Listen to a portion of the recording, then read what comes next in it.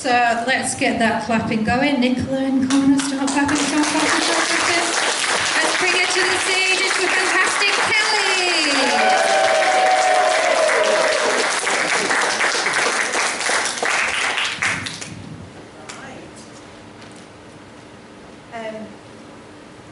Well, welcome everybody.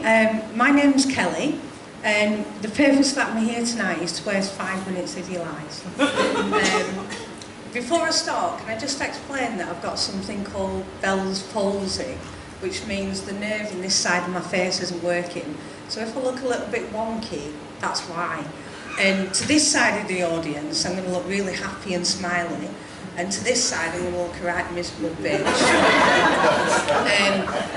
What also pees me off about this is that when you're diagnosed with it, the intelligent but cruel gets that called it a name that you can't pronounce once you've got it. So what I've decided is that where I'd like to go from here is that in the run-up to Christmas, because most people, I can half be happy, half not, what I'd like to do is try and fit in with most people at Christmas and be totally miserable. So I'd like to Botox the normal side of my face, but obviously I need some money to do that. So I thought I had it sorted because I work for a luxury travel company, or I used to. And I used to get sent to the Versace Hotel in Australia. I got the opportunity to do the Sydney Bridge climb. And then about a month ago, when I got back from the trip to Australia, I got took into the office. And I thought, oh, they're going to congratulate me on all the reviews that I've written. And I got sacked. And I got sacked straight away. And the reason that they gave me was that I took the opportunity to do the Sydney Bridge climb, but I was one of the few people ever to be refused it because I was twice over the legal alcohol limit to do it. And this wasn't because I was drinking that day at 2 o'clock in the afternoon. This was from the night before. So obviously that put a dent in me Botox fund. So I'm quite resilient, so what I decided to do was go straight back on the job market, and I was really lucky, or very much blagged it, that I got a job in a university and I get to support students.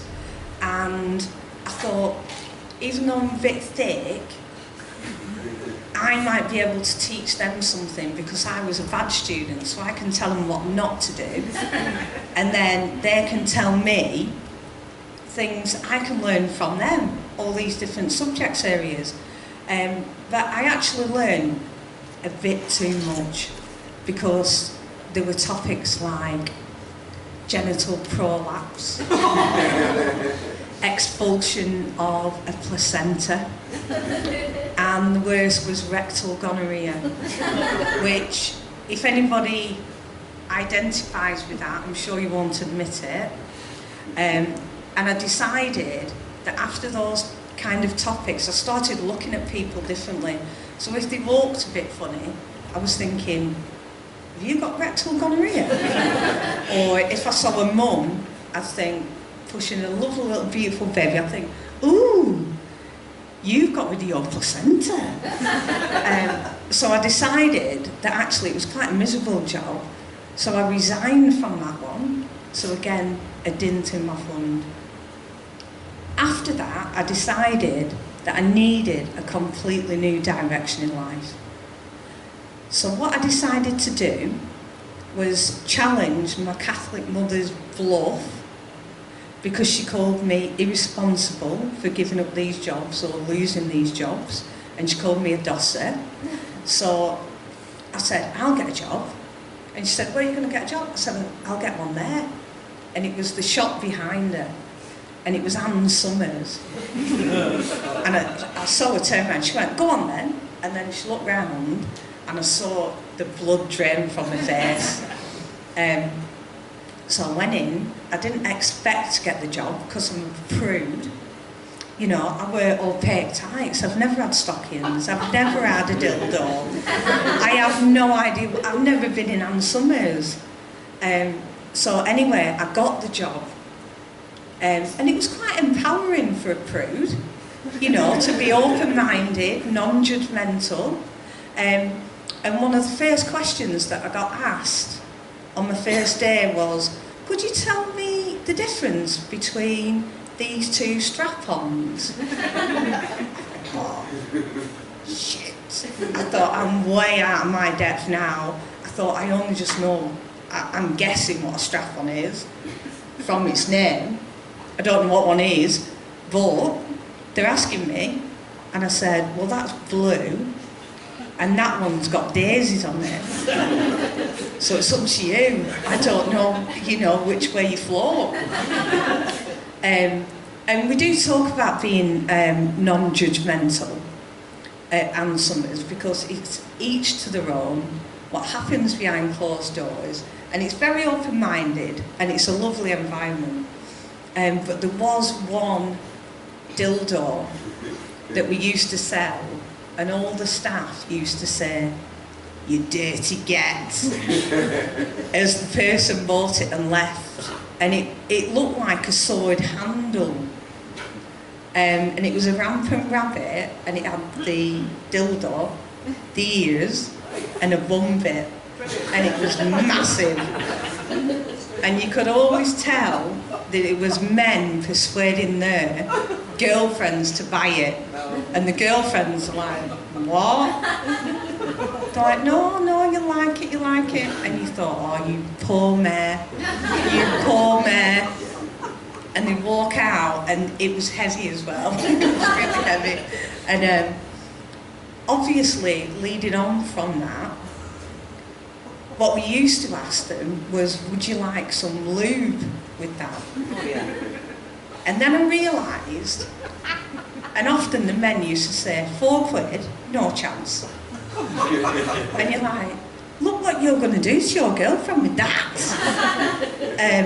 And what we used to say was, with a lube, and that's when my knowledge came back. So from uni and looking at all these sexual sort of parts of your body, that I thought, I could use this here now. I'll sell lube by looking at perineum tears and genital prolapse.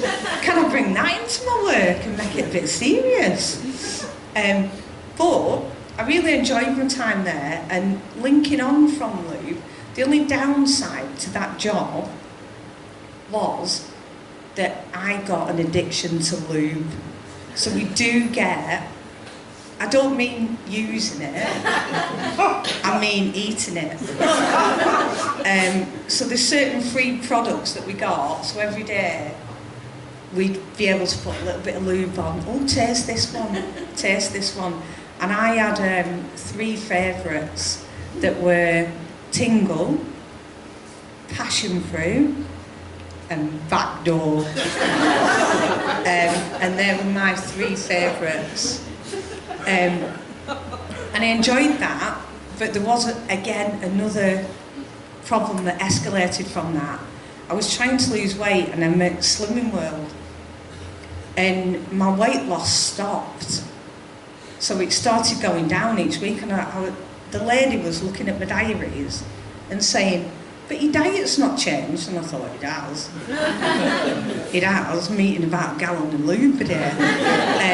So I had to own up and ask her how many sins were in lube in order that I could balance my meal plans out, so that I could fit in and balance lube with healthy, balanced diet. And it didn't quite work.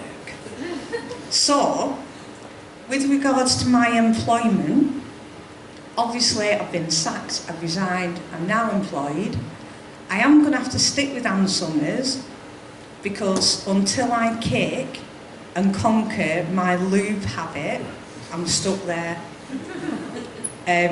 So what I'd like to say is, if you've got any questions or you need any recommendations, I'll be at the bar later. And thanks for your support and coming tonight. Thank you.